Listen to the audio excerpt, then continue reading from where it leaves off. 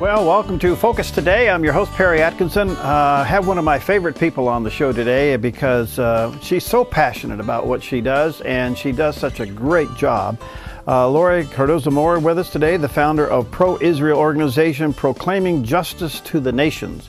And Laurie is on top of just about everything that goes on concerning Israel, and so passionate about it. But there's something else that has now struck her interest, and I'm glad she's on top of this. And there's an appeal now filed this week on behalf of the concerned Williamson County parents on an ongoing battle of removal of a very controversial textbook. And so, Laurie, I don't want to get into it too much. I want you to talk about it. First of all, hi, good to see you again. Perry, thank you so much for having me back on the program. It's great to be back, and it's great to see you as well. Good. Well, what's going on in Williamson County? Well, as you know, our organization, Proclaiming Justice to the Nations, mission is to educate Christians to stand with their Jewish brethren and defend the state of Israel and stand against the new anti-Semitism. And that new anti-Semitism, Perry, is similar to the old anti-Semitism that we saw that we've seen historically, and of course in Nazi Germany. But this time, where that was racial anti-Semitism, now we're dealing with a new anti-Semitism that is not just anti-Jewish, but anti-Israel and anti-Zionist as well. So wherever PJTN sees anti-Semitism rise up in any form, we are there to expose it, to encourage Christians in the community to stand against it. And of course, this new form of anti-Semitism, its goal is to attack Israel as a nation. It's to delegitimize Israel's right to exist, therefore eventually dehumanizing the Jewish people and denying their right to the land. And that is exactly what we are seeing evidenced in these textbooks. And Perry, let me just tell your listeners and viewers that this is not just a problem in Williamson County. And I've heard people say, well, you know, I went to your petition on the website, but I don't live in Williamson County. It doesn't matter, because this is a problem it's a systemic problem in school boards or school districts across the country. Pearson Publishers, who is actually the publishing company of the textbook that we have taken issue up with, it's an international organization, an international company. They're based out of London. 60% of their sales, the revenue, is generated from sales from school textbook purchases in the United States of America. They heavily influence our children. The textbook that we raise the issue with is an AP textbook. So we also know, Perry, and we've known that we've had a problem in our colleges, on our campuses, because we see the Israel apartheid demonstrations, we see the attacks against the Jews in Israel on college campuses, and that number continues to grow. It is a direct result of what is being taught by the professors in these universities and through the textbooks, the materials that are being used to teach these programs. Well, now we've got an AP class who is using a college textbook to teach high school kids. But Perry, it's not just this AP textbook in Williamson County. We have also found other textbooks by other publishers that are also problematic as well. So it's not just a college problem now. It's not just an AP class problem. It's not just a Williamson County problem. This is being taught in our middle schools, in our high schools, and even elementary school textbooks. All right. Now, what comes out of this is so much, Laurie. First of all, who screens these textbooks before they actually make it into the hands of the students? So if they're published in London, they come to the United States, they got to go through some kind of a curriculum committee to be approved. Well, when they go to the professors on the university level, there is no approval process. And that is one thing that we are going to be looking at here in the state of Tennessee. We have public funded college programs in the state, like most states do. All states have a college program. Our tax dollars go to fund these programs. Well, we're also finding in our research that there are Middle East studies programs that are coming out of Saudi Arabia.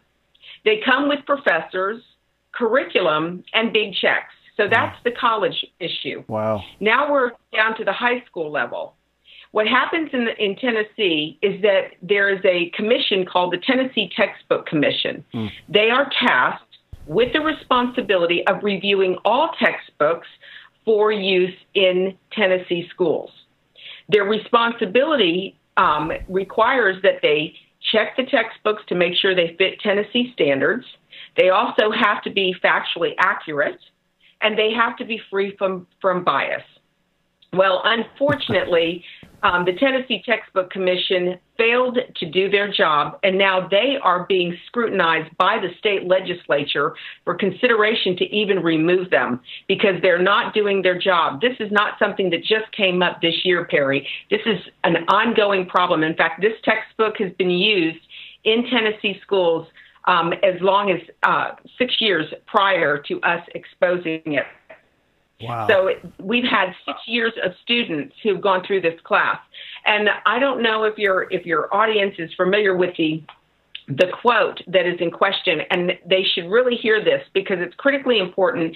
And as your listeners have children that are going back to school, because many of us are sending our kids back to school in the coming weeks, you need to ask your children to bring home the textbooks, the history, the geography, the social studies textbooks.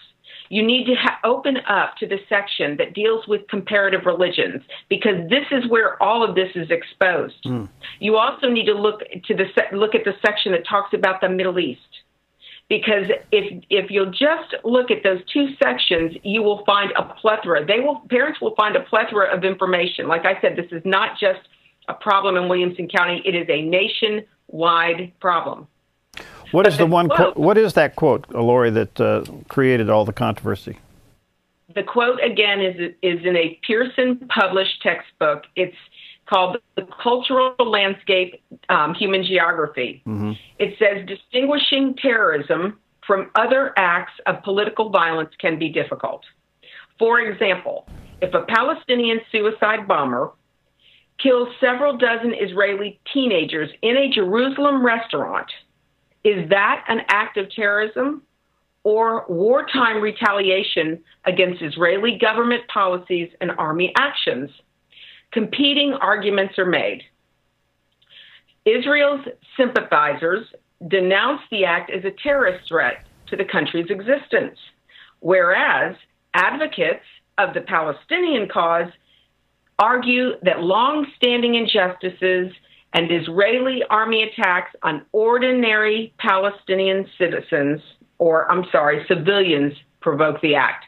There's so many things that are problematic with this statement. If you put the statement in the context, Perry, of the textbook, it's in the section of the textbook that says, has terrorism increased? So our students were reading this textbook. They were reading about why terrorism is on the rise. The author begins to explain, and then the author wants to give the students an example. What example does he use? Well, you would think with American kids in American schools, we might use 9/11 and maybe Occupy Wall Street, because those are two fairly recent events to show the difference between a terrorist attack and political attack or political disputes. But no, they use this attack, and if we put this quote in its proper context and time, this was an attack that happened at the Sparrow Pizza restaurant. You probably remember that in 2001. At that time, Perry, that's when the Israeli government had just offered Arafat 95% of what he wanted. And Arafat refused it, and what was his response? This bombing. There were 15 teenagers that were murdered by the suicide bomber. And unfortunately, because the author said he wants our kids to think critically. Well, you know something? We're not buying that. We don't teach our kids to think critically anymore in public schools. That's why this is written the way it is. It's to lead our children to a conclusion, not to help them think critically. If we want our children to think critically, then let's give them all the facts. Let's put a picture of that bombing in their textbook so that the kids can see the actual terrorist attack, the carnage that it created, and let them come to a decision. Wow. Wow. Let me take a quick break here before we do. Now, people that can sign your petition do what, Laurie? They should go to www.pjtn.org. The petition is off to the right of the homepage. We need as many people to sign it, Perry, as possible, because we're going to be using this to launch a campaign. Ultimately, once we finish Tennessee, exposing Tennessee, Florida is now dealing with the same issue. We're going to bring it to the attention of other state legislatures as well. All right. Let me take a quick break. We'll be right back with Laurie and follow up on some more of this incredible information about textbook bias in the United States when we come back. Hi, I'm Paulina, and I work at theDove TV. Did you know that when you support theDove TV, you have a profound impact, not only in our community, but around the world?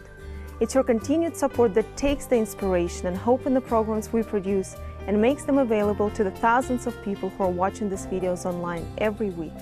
Help bring encouragement and hope to our valley and beyond by making a secure online donation today at our website, thedove.us.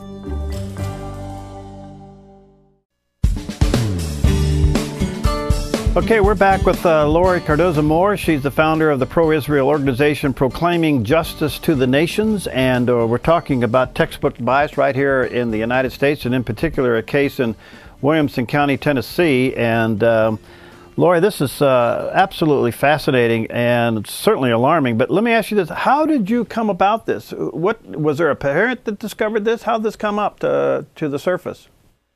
Absolutely. Well, you know, we've been educating our community to stand against anti-Semitism since 2002. And one of the members of our organization's son happened to go to school this one particular day, and this is the topic that was being studied and looked at. In fact, the teacher had a supposed Middle East expert come and speak to the class. And that particular day, after the teacher reviewed this textbook, after the guest speaker, after the handout that was handed out, 2 students left the class that day. One of them happened to be our member's son, who is raised in a very strong Christian home, knows the Bible, came home, asked his mom, who does the land of Israel really belong to? And she said, well, you know, son, what does the Bible say?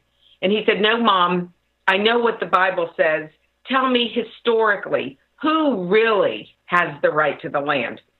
Well, wow. Of course, that caused her to start digging. This is a kid raised in a Christian faith, and because of what the materials used, because of the argument made, this kid questioned his faith and what he believed about the Bible. Another kid walked away from the class that day, Perry, and he said, had I not taken this class, I wouldn't know about the dangerous Zionist agenda.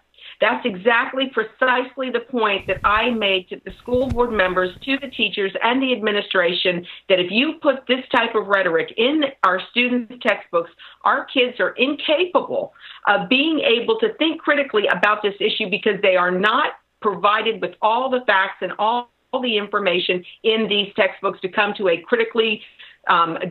conclusion critically based on all the evidence that has been presented. But let me tell you, we had a victory, Perry. Pearson Publishers, as a result of us leveraging our media contacts on this book, Pearson Publishers, an international company, pulled the quote, the anti-Semitic quote, from their online version of the textbook and future printing editions, which are going on right now. Congratulations. This is huge. Well, you know, I thank God, Perry, because had I not been living in Williamson County with a member whose student happened to be sitting in school, as God would have it, you know, it was exposed in our community. Of course, we immediately stood up against it, and we're calling the Christian community here to take a stand as well. What was Dr. Looney's, the superintendent's response to this outcry? Well, initially, when I first contacted him, he assured me that he would get to the bottom of it and get back to me. Well, you know, that was back in December. January, that was December of 2012. January, February, March, April went by, never heard a word from him. And so we contacted him and started this whole initiative and said, look, we're not going to end the school year until we have a resolution on this issue. We want the textbook removed.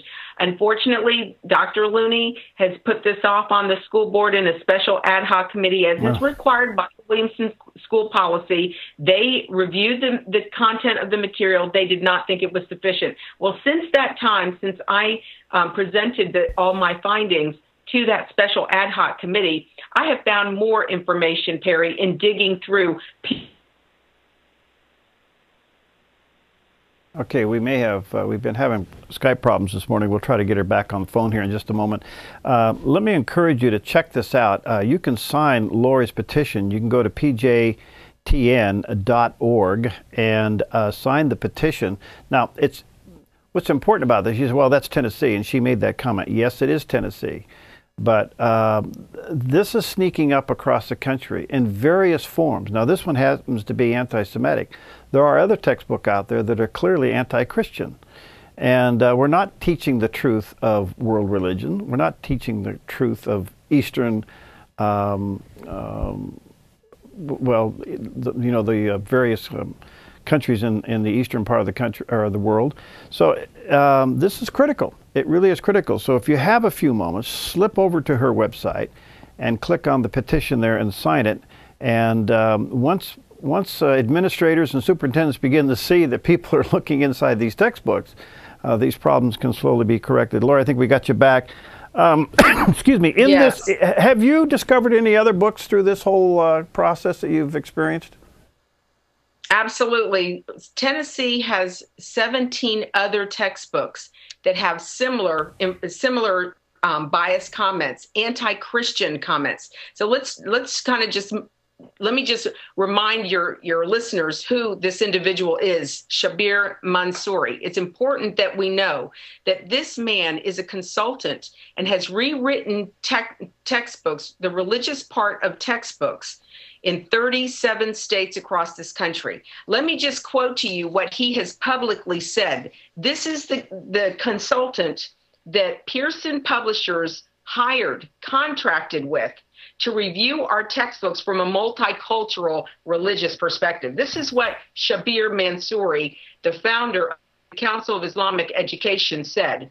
He is quoted saying that he is waging a bloodless revolution, promoting world cultures and faiths in America's classrooms, and that the Council on Islamic Education has warned scholars and public officials who do not sympathize with its requests that they will be perceived as racist, reactionaries, and enemies of Islam. Wow. This Mansouri and the CIE is the only, hear me, the only religious editor for of the textbooks, not just Pearson, across this country. There is no Jewish consultant. There is no Christian consultant. It is a Muslim consultant who is fighting a bloodless war in America's schools. Why can't we get him fired? We wonder he should be fired. We wonder why we have pro-Islamic textbooks in our school classrooms, why we have some textbooks in Florida where a whole chapter is dedicated to Islam with all the tenets of the Islamic faith. Mm-hmm. And there is one chapter on Judaism and one chapter on Christianity. So, Perry, it's important. We as Christians, I'm telling you, if we do not stand up to speak out against this and get engaged in our education, with our children's education, all it takes is showing up to school board meetings, having input, getting your children to read, bring the textbooks home, review them, speak to the teachers, speak to the principals, speak to the school board members, and tell them we want the textbooks removed. And I encourage your listeners and viewers, when your kids bring their textbooks home, if you have problems, I encourage you to. Okay, I apologize, folks. Okay. Help. Okay, let me ask you this, Laurie. We're having a little bit of tech problem, but what's his name again? And is he in the credits of these books so people can look for that name? He is not in the credits of our book, but you can look if they open up Shabir Mansouri And I don't know that he had any impact on this textbook because his name is not in the front of the textbook where they have all the authors, illustrators, and everyone listed, all the editors. However, the evidence of his bloodless revolution that he says he's fighting in America's schools is throughout this textbook. So it's Shabir Mansouri, Council on Islamic Education, and I encourage your listeners, your viewers, get your children to bring those textbooks home and share this information with school board members. The only way we're going to take this nation back, Perry, is if we start on the local level. Yeah. Parents need to run for the school board, and they don't have to be an educator to be on the school board. They just have to have common sense and want to protect our own children. Well said. That's all they need. Well said. Let me ask you this before we run out of time. Peace talk resuming in Israel and with the Israelis and the Palestinians. Your thought on this go around? It's never going to evolve into anything. Abbas knows that he can never settle on anything. He has to keep this debate alive. If he does, if Abbas agrees to a peace agreement, Hamas will never agree, and Hamas will immediately the next day take over Fatah in the West Bank. It's not going to happen, Perry. We have to stand on what the Word of God says. The Bible says that all the nations of the world will come against Jerusalem, and they will try to divide the land that God calls his, and the prophet Joel speaks about that clearly. However, we know that when that day occurs, then God will come and make war against all those nations. And in fact, one of those nations, if we keep it up, is going to be the United States of America. And that's why Christians have got to speak up. We've got to contact our elected officials. We should not be pushing for a two-state solution. There will never be. In fact, the Obamacare administration just said that they were going to give the Temple Mount. Part of the agreement was to give the Temple Mount to the Palestinians and give the land underneath the Temple Mount to Israel. Well, that's absolutely ludicrous. It's ridiculous. That Temple Mount has no bearing on Islam. It is not a holy site to them. That is the previous site of the two ancient temples that set there. It is not holy to Islam. And we, again, as the prophets were told, if we do not stand in defense of our Jewish brethren and defend that land that God calls his, God is going to bring judgment. In fact, I believe he already has on this nation because we have put these leaders in the place of authority, and it's their policies that are defying the Word of God. Well said. Thank you, Laurie. You're a delight, and keep up the good work. And again, if people that want to sign the petition, do what? Go to pjtn.org, sign up to get our newsletters and announcements too, so you can stay informed, stay educated. And of course, I encourage, once you get your book, go to Citizens for National Security, cfns.us. They have all the textbooks listed. They've done all the research. Make sure your child's textbook is not one of them. And that includes Christian private schools as well. Yeah, well said. Thank you, my friend. You're a delight. God bless you. Keep up the good work. Look forward to having you back. Thank you. Okay. God bless you. Okay, we'll see you next time. Oh, well, we'll be right back. Hi, I'm Daniel and I work at theDove TV. You know, compared to Portland, Seattle, and LA, Medford might be considered a small market, but at theDove, we're excited about the opportunity to make a big impact right here in our community. And you help make that happen. Did you know that more than 90% of our income comes from people like you? You can help us now by making a secure online donation at our website, thedove.us, or by phoning 541-776-5368.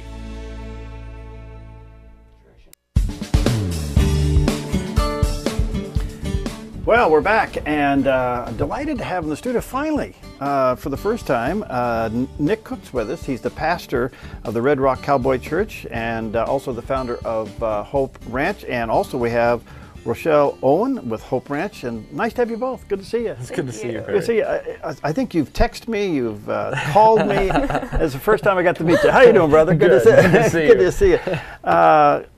Tell us about the church. Where are you guys now? I used to know where you are. I don't know where you are now. Yeah, we've been in barns. Church. Yeah, you've been in rodeo arenas. We're everywhere. So yes, now we're out on Meadows Road with 10663 Meadows Road. We teamed up with another church, Sam's Valley community church, and we have a really nice building out there finally. Really? And it's working great, yeah. So we're out there, Sam's Valley area. I live 2 miles from the church now, so it's really great. Well, good for you. Well, how did the Hope Ranch vision come about? What's this about? Yeah, so me and my wife, we grew up both with a horse background and using horses for ministry. We had a dude string and a guide outfit, and we actually bought that from her grandpa. And so she kind of grew up with the other side. She went to equestrian college and learned how to use horses and kids and ministry. And we had a cowboy church, so we figured somebody needs to do some horse stuff. And we kept praying and using it. So now we do rodeo Bible camps, as you can see on the. So we established these rodeo Bible camps. Right now we have 15 kids per camp, so 15 horses. And they come out for a couple of days. We're doing Wilderness Trails as girls camp this week. So really? Yeah. So you do a little rodeo with the kids and everything? Or? Yeah, they get to ride horses and they get to ride steers, and it's a great time. Yeah. Well, and tell us about Hope Ranch and the project you got coming up, Rochelle. Well, we're doing a fundraiser dinner for Hope Ranch, and Hope Ranch is all about just helping kids overcome low expectations, getting out and trying new things. And our kids in this valley really need help. They need to get out, step out, and start doing stuff. And so we're trying to raise awareness for that at the Dinner of Hope, as well as raise funds. So it'll be August 22nd. All right. And where and how and what do they do here? It will be at the Bear Hotel in Grants Pass. We'll have an appetizer hour from 5:30 to 6, and then from 6 to 9 we are going to have the dinner, of course. And then Nick will be speaking about Hope Ranch, what we're all about. And Kevin Lamson from Hearts with a Mission will also be speaking. He's kind of on the other end. He gets kids after they've, had messed up lives, and we are trying to prevent that. So we're kind of on the other side. So we're bringing that together and working together and trying to help our kids in the community. So he will be speaking as well at the dinner. This is somewhat. If I had more time, and I don't, I've often said I'm an old 4-H'er. Went to Cal Poly, used to race horses. I'm well aware of what you guys do, and I'm a firm believer of connecting kids with animals. Yes. I am a firm believer in connecting young people with agriculture. I just think, you learn everything about life in agriculture, everything from patience, planting, waiting, watering, harvesting, cashing it in, and then starting the cycle over, and somewhere in there get enough money to live. Yeah. That's a great. And so how do you match kids and Christ and animals? Yeah, so we have an assortment of horses. Each horse is very different, just like each child. So we try to pick the horse that would fit the kid, and they show up. And like our next camp is Wilderness Trails. There'll be 12 girls with 12 horses. Really? So we're going to try to find the horse that fits the girl that she can talk to and relate for 4 days. She's going to get that horse to water and feed and brush and take care of and build that relationship. So our first day, the challenge will be to match the horse so that they have the same set of mind and needs set. So. It's magic, isn't it? I say magic. It's actually spiritual, but I mean, what a horse can do to a young person, especially a girl. I don't know, girl and horses. Somehow something goes on. Better than girls and boys. Oh yeah, that's a lot better. But girls and horses is just something that happens. Yes, I'm very amazed at what happens with girls. Okay. Yeah. And so you're gonna have the dinner. And it's a fundraiser to get the ranch and the programs going. Yeah, what we don't have an all-weather arena, so what we're trying to do is raise a roof on the arena so we can do, stuff year-round. You'd like to do like one-on-one lessons. So how big is the arena now? Well, we have an outdoor arena that's 130 by 160. But that's summertime weather conditions. So we are building an outdoor 60 by 100, and that will be all weather, but it won't be covered. So we're in the process of developing the all year round program. So you can do an indoor year round thing. Yeah, yeah.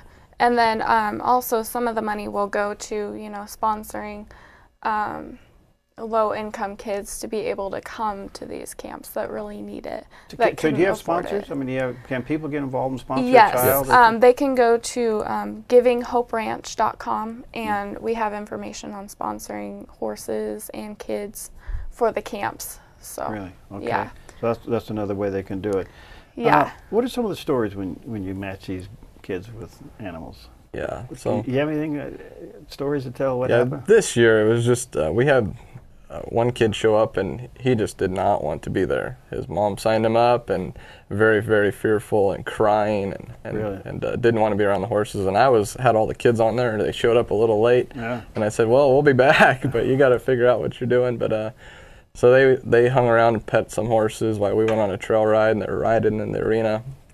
Anyway, that whole day just really timid and fearful, and just that gentle approach to, you know, come on, let's do some stuff. The second day he shows up, brand new cowboy hat, new boots, new Wranglers, jumps on a steer. I mean, just the transformation overnight. I've never seen it quite that extreme. From very, very fearful to getting in the buck and shoot with a steer that weighs 500 pounds. How do you... And you're talking to an 8-year-old kid. Oh, that's wonderful. I just think that's wonderful. So how do you weave Christ into all this? Yes, so we have lots of teachings, times that we stop and, you know, breakfast, lunch, and dinner for the overnight camps, and then 2 times a day during the other camps. But more than just stopping and teaching, we try to, in each situation, you know, develop character, and that we're looking at character traits more than those things, and using Jesus as I mean, you put a kid on a steer, even an 18-year-old kid that shows up arrogant, he says, can we pray? That's great. Yeah. I'm going to get on that steer. Not quite foxhole religion, but the next thing to it. It's close. It's close. I think, you know, I just really commend you in doing this, and I really hope that folks would understand, if you can get a child early connected to animals and agriculture, I'm a firm believer in that. Something magical transformation happens, you know. And so let me just reiterate this before we run out of time here. It's going to be August 22nd is the dinner. It's going to be at the Bear Hotel in Grants Pass. In Grants Pass. Okay. And we will have tickets available at Evangel on Tuesday. Okay. They can come and purchase a ticket. It's $35 per ticket. All right. And ribs? No. What do you guys eat? We're hoping to have tri-tip and salmon. Okay, I'm just kidding. So, yeah. All right. Yeah. And, all right. And this is going to go to help the summer program, right? And, well, actually, for the arena thing, yes, too. It will help. What's the cost of building that cover of the arena? Have you guys come up with a price on it yet?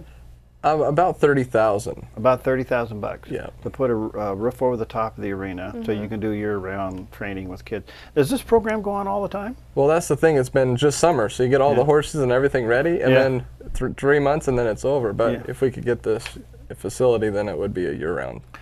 Well, let's get behind this, because I tell you, something happens, especially with girls and horses. I know something happened. I don't know what it is. You've experienced that? Yes, I have. Okay, what is it? Can you explain it? I don't know. It's just, it gives you maybe a sense of responsibility, a sense of connection. I don't know what it is. Yeah. It's just. Well, but girls fall in love with these horses, right? Yeah. And how do you pull them away after 4 days? Or does Daddy come out and buy the horse? Unfortunately, that's what happens sometimes. We want that horse. Really. Yeah. That's wonderful. All right. Well, let's help them out. And do you have a website? Yes, it's Giving Hope Ranch. Oh, Giving Hope Ranch. Okay. Yes. And you can go there. And by the way, if you want to be a sponsor of a camper, a sponsor of a horse, you can go to the website and check it out there. And let's get some tickets sold for August 22nd for the fundraiser. And I'm telling you, if your child is struggling anyway, check out Hope Ranch. I can't explain it. It is supernatural, but it's a wonderful thing when you connect young people with animals and agriculture. Nick, thank you. Keep preaching, brother. I got to come visit your church. I want to come visit your church. You know, and I'll do that one of these days. Thanks for both Thanks coming for being in. Yeah, here. We'll you're be right welcome. back. We'll be right back. Hi, I'm Paula, and I work at theDove TV. Every day we get letters and emails from people who've been encouraged, blessed, and challenged by the programs on theDove TV. But we couldn't do it without you. Did you know that more than 90% of our income comes from people like you? You can help us continue to bring inspiration and hope to our community by making a secure online donation at our website, thedove.us, or call us at 541-776-5368.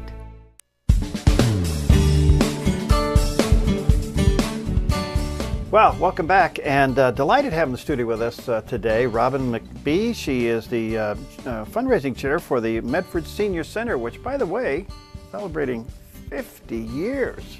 50 years. Very exciting. That's great. Well, welcome. Good to see you. How you doing? I'm doing great. Thanks. 50 years. Wow. Before we get into the event you got scheduled, tell us about the Medford Senior Center. What is it you folks do and the services you provide? The Medford Senior Center is primarily for folks that are 55 and older. They have a membership to the center, and within that membership they host tons of activities. They offer a lot of different services, whether it's for they have their events and games and dancing, exercising, cards, board games. They offer trips all over the place. They've got, you know, crafts that they do, writers clubs. They offer meals.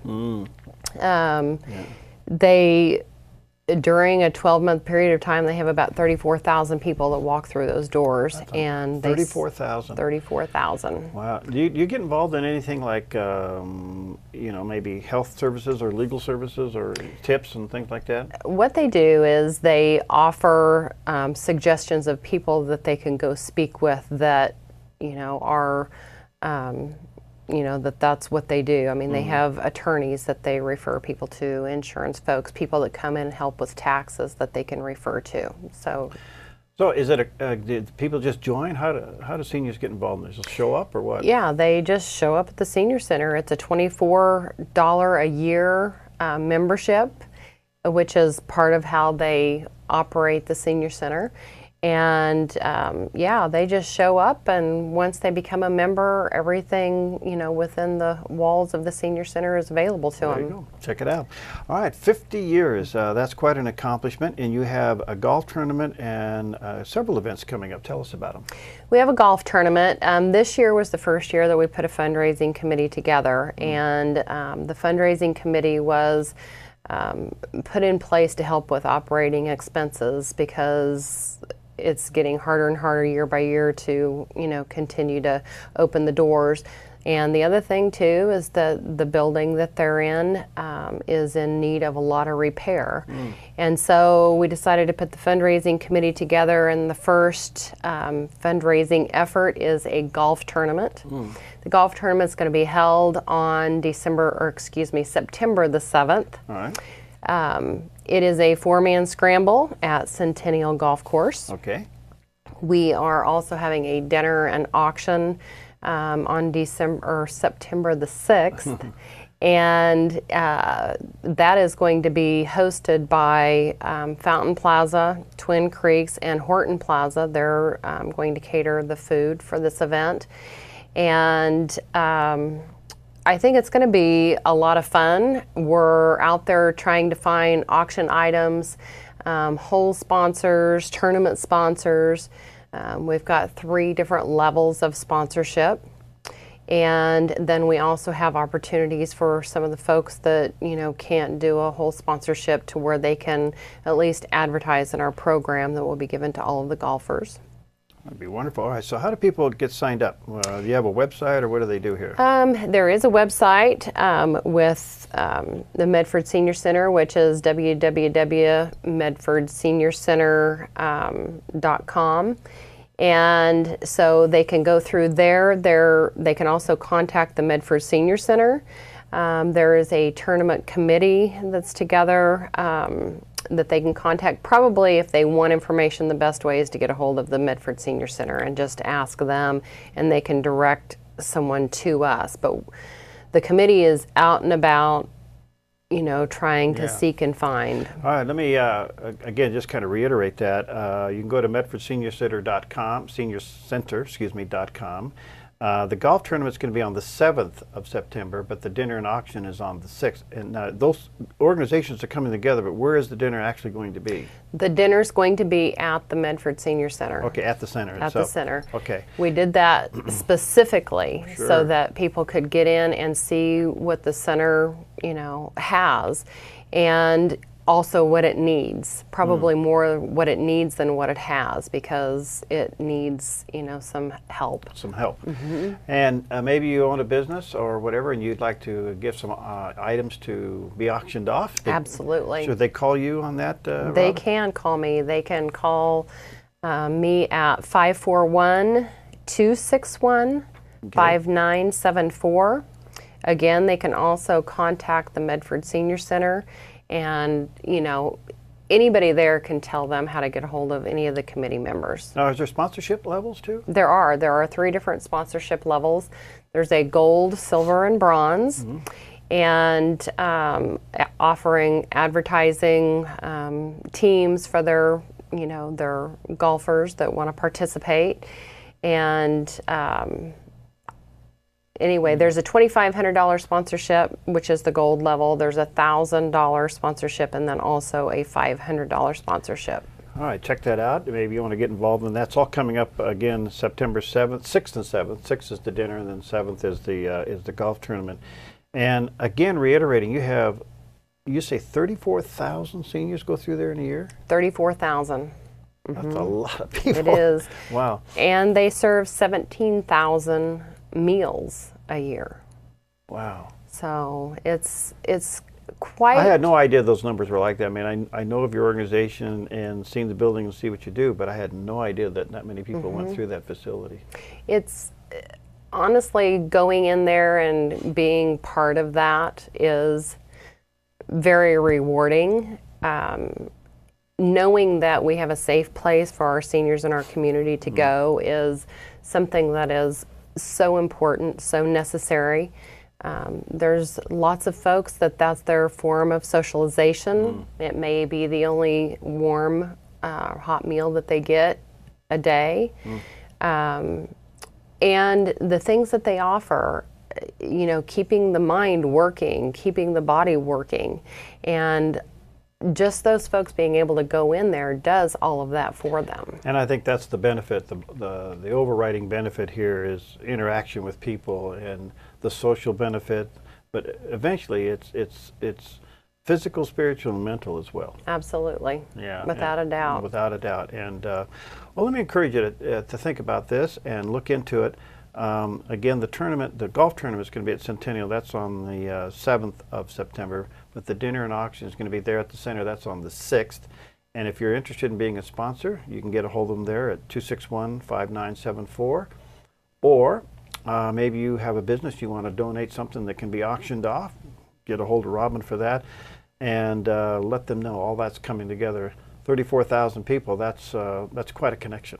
And we have 10,000 seniors turning 65 every day because of the baby boomers. So our need is growing. It's more than ever because of all of the people that we have turning 65. And, you know, for everyone to keep in mind that Jackson County is a retirement community. 10,000. That's a lot. That's a lot. That's a lot. That's a lot. And is there transportation provided in any way for these seniors? I mean, is that part of your program, or primarily just programs within the building? Yeah, within the building. There are different sorts of transportation that are out there available, and, you know, that is one of the services that the Senior Center can give information on. You know, they don't themselves have a method of transportation, but they have many different, you know, sorts that can, you know, help to get you from point A to point B. Do you need volunteers? Absolutely. Really, it's a question I was trying to remember to ask you. Yes. What do you need them to do if people want to get involved and help you down there? Yeah, at the Senior Center? Yeah. Oh my goodness, there are a ton of things. I mean, whether they want to, help, up in the office, we have a thrift store. If they want to help, back in the cafeteria, if they want to help with some of the special events that we put on, there's a lot that can be done. Well, there you go. Think about that as well and get a hold of them. You may be a volunteer down there. But it is an incredible time, 50 years celebration. Thank you for what you do.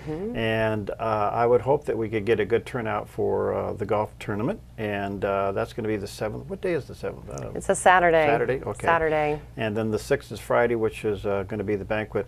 Again, a couple things you can do. MedfordCenter.com. And you have all the tournament stuff there on the website and all that? We do. Okay. And can they get sponsorships for things there? Absolutely. They can do it there. Probably the best way to handle the sponsorships are, by contacting one of the committee members, and just by calling that the 541-261-5974. That's my number, and I can assist you, or there's other committee members that can assist as well, or going into the Medford Senior Center, letting them know that you want to help. Anything is appreciated. And we've got lots to learn from this first tournament, but we're hoping to make a difference.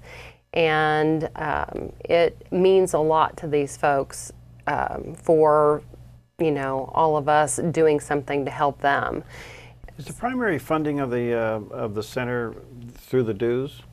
It's through the dues. They have bingo. Bingo is probably their primary fundraiser. And they have bingo 3 days a week in there. They have some grants that they get to help with operating expenses. They have a thrift store in there that they, it's quite a thrift store as well, and lots of stuff, to go in there. It's amazing where they get some of their money and how they can, make it stretch. But yeah, that's all kinds of things. You can rent some of the classrooms at the senior center. That's another method of income. Well, again, Robin, thank you for coming in, and I just want to encourage you to check this out. I had no idea that it was that active. I knew you folks did a lot. I had no idea 34,000 people go through your facility. That alone is an incredible opportunity in so many ways to help the seniors in our Southern Oregon area. Call Robin at 261-5974. That's, of course, area code 541.